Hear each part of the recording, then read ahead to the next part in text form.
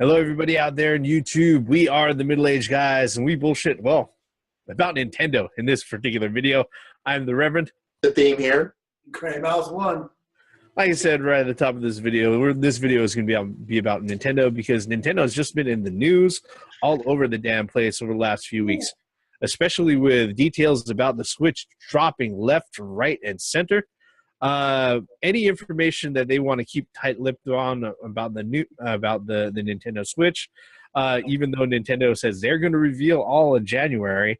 I have a feeling that we're going to know 90% of the things because there are stupid companies out there that are leaking things out even when they don't intend to. Case in point. All right.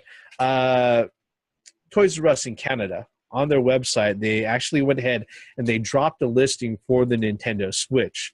And this was found out actually earlier this week on the 14th.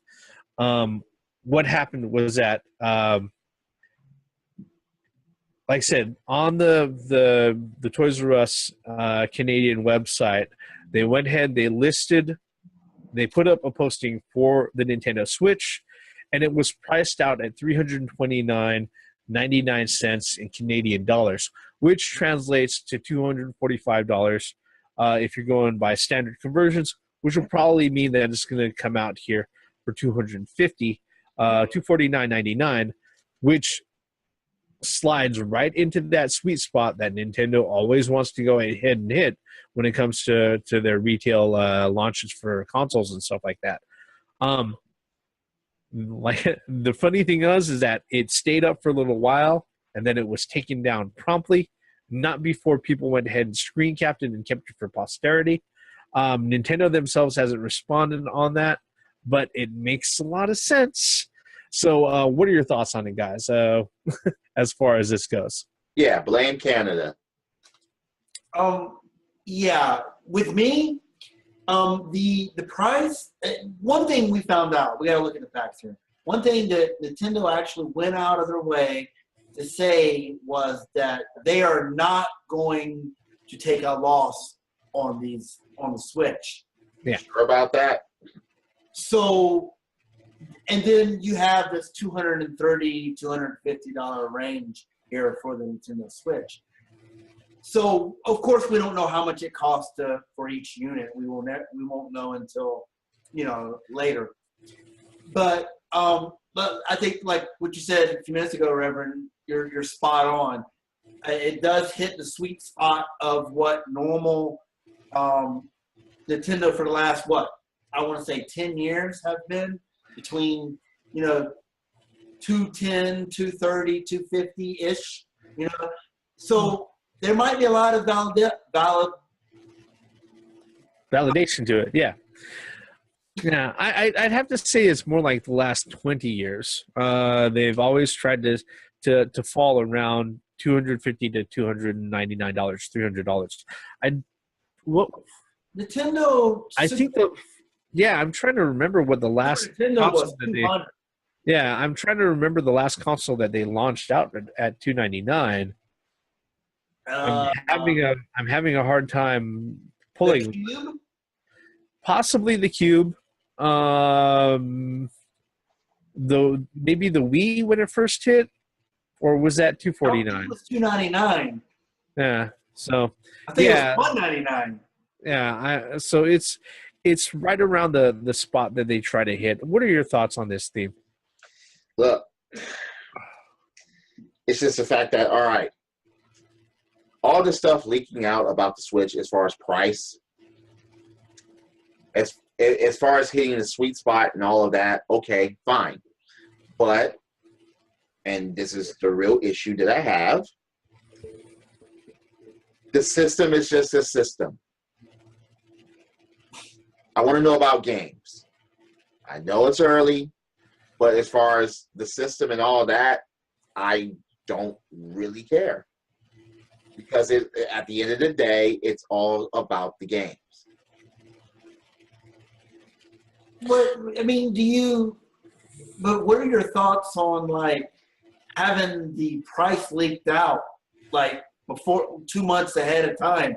I mean, of course, in January we'll see the launch titles. Okay, but that's to be expected. Now, did anyone think that this thing was going to be like $400? No. To tell you the truth, I wouldn't have been surprised if they had said that it would have cost like $300. I really wouldn't have expected it to be any higher because Nintendo just doesn't. They haven't shot that high for an MSRP in a long time. I don't think ever. Maybe just once. Maybe with the okay, Q. but You know? all right. When you look at the other systems like the PS4, the Xbox One, or anything like that, they have other features besides it being a gaming system, like DVD players and stuff like that, or Blu-ray players.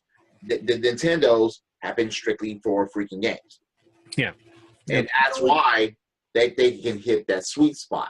So I'm not surprised whatsoever as far as the price, as far as how it's going to be. Maybe it'll be $250, maybe it'll be a little bit more, maybe it'll hit $300, maybe just maybe. But I'm not surprised by it one bit. You know what's interesting is that we found out that the Nintendo Switch doesn't have an optical drive. So I think that very well could have kept the price down in manufacturing the actual Switch. So, I mean, I don't know. See, one thing, too, is what we forgot to mention is that it very well could be a placeholder. We've seen this before. We've seen Toys R Us do it before. We've seen Amazon do it before. We've seen various retails put just some number, randomized number in as a placeholder. Yeah, but how much is the Wii U right now? The Wii U right now, I think it's still going for $250. Okay, right. So why would this thing be the same as the Wii U now, as far as price? Well, no. Or less than that, I should say. Well, it's not. If it hits the $250, but what I'm thinking from the Toys R Us in Canada, I think that was just a placeholder number. And I think that's all it was. I think people are reading too deep into this because retailers do that. They put a generic, what they think it's going to SRB, what they think it's going to be as a placeholder. We've seen these in pre-orders before on these sites. So again, you know, like you said, always take this with a grain of salt because it very well could be a placeholder. Who knows? I mean, the system may sell for, you know, $220 or $230. I don't think it'll be less than the GameCube. I mean, less than the Wii U. Well, the Wii, when it at launch was marketed at $299.99, it just did a Google search. All right. Oh, okay. One of the things that we have to consider is that as consumers, majority of consumers out there, when they're actually going through retail aisles and looking at things on shelves, 90% of the time, okay, they're going to determine their particular purchasing decision on price. Okay. Now, one of the things that if it does come out at $250, it's going to be, and that's going to be astronomically low. But the potential that it would have, especially in consideration of games, is that if you have enough units out there that are picked up by people who are willing to go ahead and do that impulse buy, just drop a $250 tab on their fucking credit card, you know, because that's not a lot in comparison to what people would really fucking consider. You know, if you have a lot of units out there, that encourages more publishers to actually pay attention to the unit, to go ahead and make developers make games for the unit. You know, it's one of the reasons why the original Wii had so many publishers putting fucking games out on it. Granted, a lot of the games fucking sucked, okay, and a lot of them were horrible PS2 ports. I have no reserves in saying that at all. But it did encourage a lot of publishers to go out of their way and say, hey, look, there are enough people out there with these fucking things. We just got to make sure that we've got something to offer as far as our product on that, you know. And that was really where it would actually influence, you know, games on the system. In all honesty, I think it may end up being $29.99 And like I said, the $9.99. You mean $299.99? yeah, $299. I'm sorry, Dude, at $29.99, get me 10. you know, $299. I really think that's going to be the sweet spot for the Nintendo Switch. Yeah. Like I said, I really think that maybe Canada Toys R Us was just a placeholder type of retail price. Now, one thing too is, are they going to sell bundles though with the system? Are they going to sell a launch game? We don't know it yet. Are they going to sell launch games as bundles, or are they going to sell the core system and then buy a game with it? You know, a lot of retailers, ever since the Nintendo 64, have actually sat there and encouraged bundles, but those were actually done at the retailer level, at the store level. Okay, I'm not sure about any sort of launch title that may be included with the Switch. In fact, a lot of people aren't sure which launch titles are going to be included in the Switch. Yeah. For instance, Legend of Zelda: Breath of the Wild, which a lot of people were expecting to be released out at the same time as the Switch. Big rumor right now that's going around is that The Legend of Zelda: Breath of the Wild is not going to make launch on March 2017, and that it's going to be delayed out probably another 3 or 4 months until June or July of 2017 due to challenges with localization issues. All right. This is the biggest open world, and this is the biggest and first open world Zelda that they're going out of their way to put together. And the rumor that's coming out of the mill is that let's see here, Emily Rogers, who's a blogger who's detailed out actually a lot of stuff that's been leaked on the Switch that has been verified as true as we know it now. She's the one who actually went out of her way to tip off game sites like Eurogamer and other places that due to the game's localization schedule, basically they won't finish localizing, actually putting together the multiple versions of language and scripting and everything else until the very end of this year. After that, it's probably going to require another 3 to 4 months of actual QA to make sure that everything is in place and perfectly working, so it doesn't require a fucking day one patch, because Nintendo games don't require a fucking day one patch. They don't require fucking DLC for a true fucking ending. And no, they're not going to ask you for fucking microtransactions to go ahead and actually be able to win their fucking game. That would be insane if you have to get a day one patch for cartridge games. Yeah, but just saying. All right, Nintendo hasn't ever fucking required that. Okay, with Zelda being one of their preeminent titles, they want to make sure that this is as perfect as possible when it actually hits store shelves and when it actually comes to release. Do they? So yeah, because when's the last time? No, I can't even ask for the last time that Nintendo's asked for a day one patch, because guess what? It's never fucking happened. And it never will. Day one patch is one thing, but maybe it'll be an incomplete game as a whole.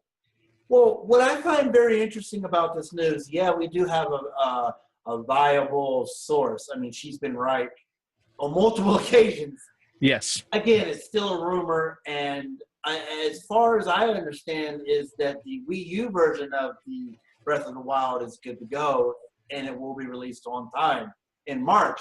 However, what I understood was that the delay for the Wii U version, or the game was delayed for the Wii U version to match with the launch of the Switch. So what I'm wondering is, are they going to delay it, both versions of the game, to June, July for the localization of the Switch? Remember Twilight Princess? I am betting yes. I am betting yes. They want that simultaneous release. Yeah, and, well, as a Zelda fan, that is disheartening, but I understand. I mean, they got to do their localization on the Switch version. I mean, what's another 3-4 months? I mean, it's already been delayed was supposed to be released, what, September of this year? Wasn't it? Or June? Something like that for the Wii U version before we found out about the Nintendo NX and all that other happy stuff. So, okay, so what? It's been delayed, another 4 or 5 months. So what? I'd rather have a game be delayed and done right than have a game not work at launch. Well, I can't say day one patch because we're talking about Nintendo. Well, there's Mighty Number 9 that's been delayed, and it still didn't come out. Concept is not Nintendo. Exactly. Hey, wait. Has Nintendo been Nintendo? They've been Nintendo the whole time. Okay. Yeah, forgetting certain franchises. All right. Now, that's not to say that the Wii U, or excuse me, the Nintendo Switch launch is going to be empty. In light of that, a lot of news has come out that the Mario title that they showed during the Nintendo Switch reveal, according to the folks in the know, they say that one's pretty much done and ready to go. So that's probably going to be part of the launch lineup. But again, Nintendo cannot make the serious mistake of having 2 games launch with their system, just like they did 20 years ago. Well, I mean, they're going to have. It seems like they're going to have a Mario game, and then wasn't that like a Mario Kart game as well? It's kind of teased in that little. Yeah, I don't know if that's. I don't. From what I've heard, I don't think they've mentioned that at all as far as one of the launch titles that they've verified as being in line to be ready to go. March 2017. True. But, I mean, we know it's another Mario Kart game because Boo is not a freaking character in any of those games at this moment. Yep. So, I mean, we don't know what their launch game consists of until January, until that Nintendo Direct in January. For the longest time, I've always said that the Mario titles that come out for every major console is like the grand tech demo of what their console can possibly do, and then the Zelda title that follows up later is like, oh, this is what you can do when everything is polished up to a very prominent shine.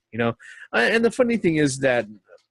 That's what Mario does. That's one of the vehicles that Nintendo uses to go ahead and actually branch out to new consoles and new platforms and everything else. In fact, we have, just to point that out, we have an actual release date and a price for Super Mario Run, which is going to be Nintendo's first official developed and released game on iOS.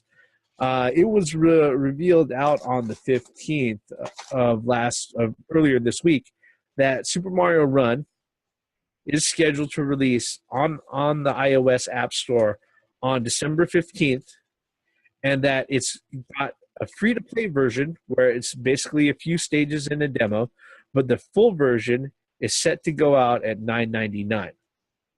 So they're asking for $10 on the full version, okay? And that's where you're going to have access to all of the stages and everything.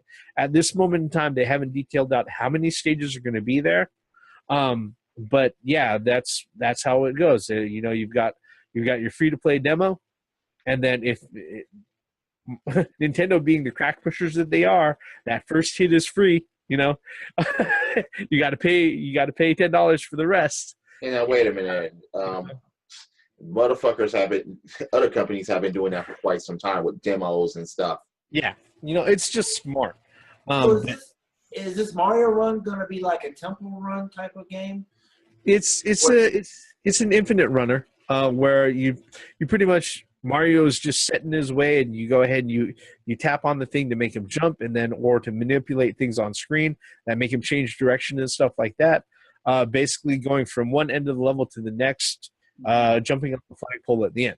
So, I mean, it's an infinite runner like a lot of them. It kind of reminds me of like some of the Mario hack levels that you see on YouTube where Mario just starts on his way and he starts going through and the obstacles changes direction and all of that. It should be pretty interesting. I find it interesting that Nintendo is pricing it out at a full $9.99. instead of the usual, 99 cents or $2.99 that you would see an iOS app game for. Oh, that they would nickel and dime you all the way. Yeah. That's the red flag that I have. That's the reserve that I have with that. It's like, wow, $10 for an iOS runner type game. That's kind of a hefty price because people are not used to, just like you mentioned, Reverend. People are not used to spending $10 on a mobile game when you're on their cell phone. So there's precedent of those games actually there having are. those are usually the ones where they've got they're attached, not only attached to a license, but they're usually some of the ones with better development invested into the game. If AAA titles exist on mobile, a lot of those titles are actually a lot higher priced. I mean, the flip side to that is that if it's a free-to-play game and it's a fully free-to-play game, or if it only costs 99 cents, then I'd expect, oh, hey, you want flower power or you want that star power? What's another 99 cents for this fucking star? You know what? I have to disagree wholeheartedly with you on that. I don't think Nintendo is going to nickel and dime their. That just goes against their whole policy, which we mentioned earlier, that you don't see no downloaded content or anything like that on any of their games throughout the history. And why would they change that way of thinking or that marketing To thing make money. for mobile? Well, yeah. I don't see them doing. I mean, we do see Puzzle Dragon versus Mario. Yeah. I mean, I've got that mobile game, and then Puzzle Dragons. I expect to pay $5.99 or $10 for those type of games. But and generally speaking, most mobile games are like you mentioned, 99-cent games. Yeah. So what really is pushing this $10 price because it's Nintendo? That's number one. Number one is not just that it's Nintendo, but it's fucking Mario. He's only the most recognizable fucking video game character in the world. Without all a right. doubt. Absolutely. And number two, like you were saying, Nintendo's not going to nickel and dime. They're just going to ask you for your money up front. And that's just it. Yeah. Right. I mean, look, Nintendo, they're going to fuck you in the ass. They're going to fuck you in the ass. They're not going to fucking reach or Yeah. Gonna, The Nintendo Switch is going to do that. No, but that's not Nintendo style, man. If they're going to bone you, they're going to straight out stick the dick in. Yeah. They're not like Microsoft and Sony that kind of plays with your emotions a little bit, then stick it to you. Or EA. Yeah, they are. That's why they've been coming out with mediocre Metroids. Well, you're an idiot if you bought those mediocre fucking Metroid. Should have known better. Just because it said Metroid on it? But they're still no DLC. They're not EA. Yeah, the thing with Nintendo is that I think this is great because, like I said, them jumping into the mobile foray and everything with Super Mario Run. They had Mitomo earlier. Next year they're going to have Animal Crossing. They're looking at ways to go ahead and grab a hold of casual players and also lapsed players, people who played their games before, stopped playing for a while, maybe life got in the way, and then they're coming back to it, okay? And the thing is that people have been saying, so why are they going to go ahead and concentrate on mobile? Because it'll reap benefits. Case in point, all right? Here we go. Pokemon Sun and Moon, okay? That released out, that hit the store shelves. The official release was on the 18th. Yep. The official ship numbers for the initial shipment of Pokemon Sun and Moon, Nintendo shipped 10 million copies of Pokemon Sun and Moon, which is 1.5 times the number that they initially shipped for Pokemon X and Y, okay, which was the previous one that they released out on the 3DS.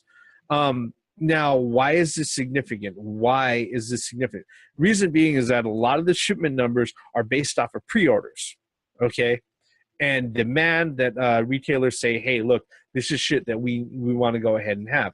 If they have that many more items shipped, then they're expecting to see people go ahead and buy this, all right?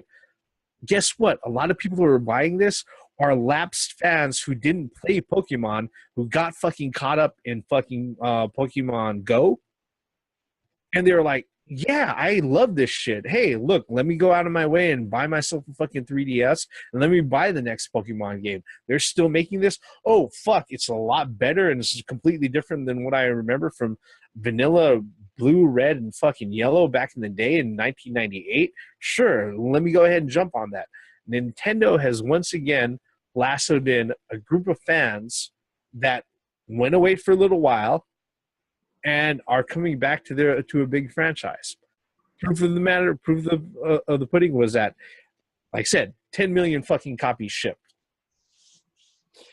Well, shit, I wish they would have did that many for the fucking NES Mini.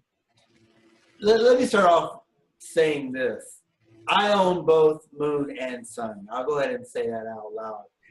And I've played Moon so far, and it's absolutely great. It's a great game, and I think the Pokemon Go was actually a kind of an indication on that people are still interested in Pokemon, and the fact that Pokemon is Nintendo's cash cow right now.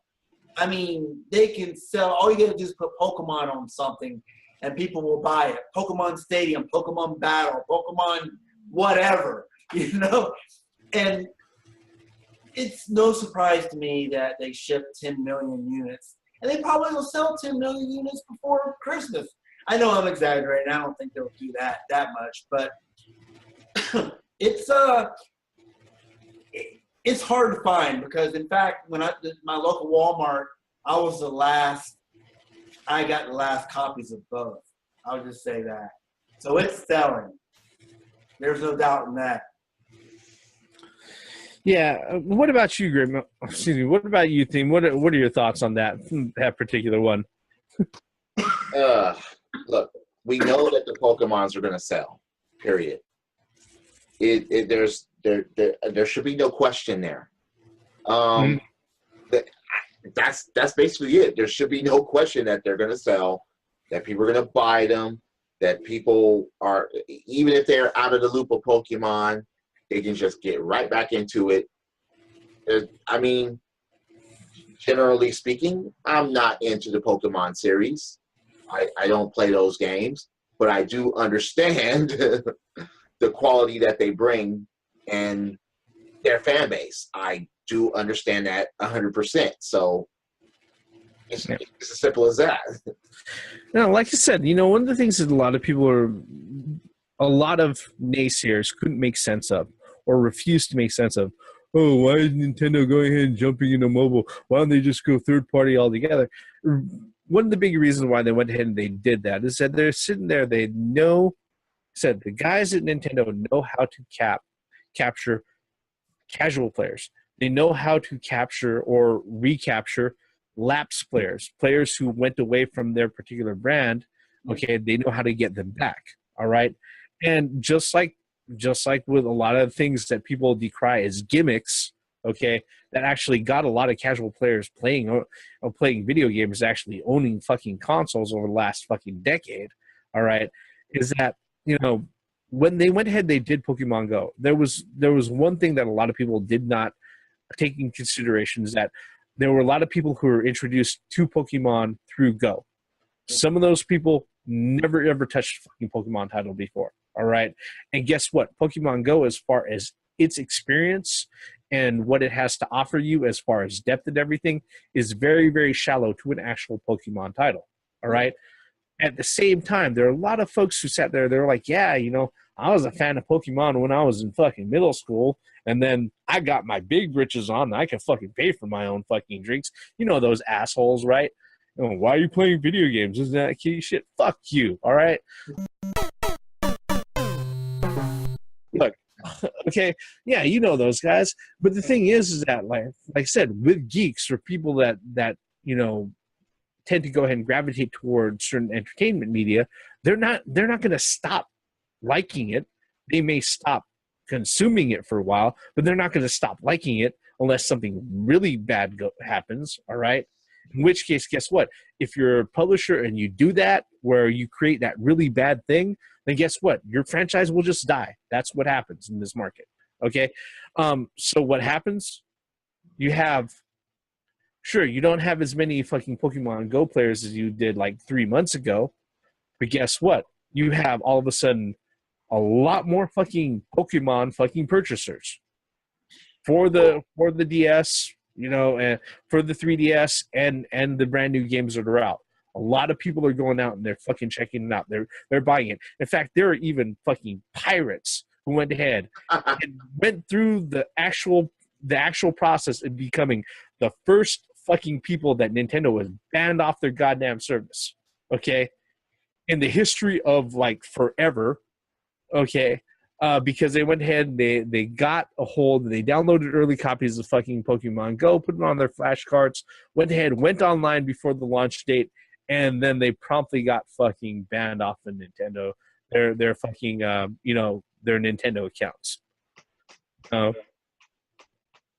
Silly shit. You know, silly shit. I know you guys have thoughts on that. And I know we only got 5 minutes, but I know you guys have comments on that. My thoughts on that? Ha ha ha ha ha ha ha ha.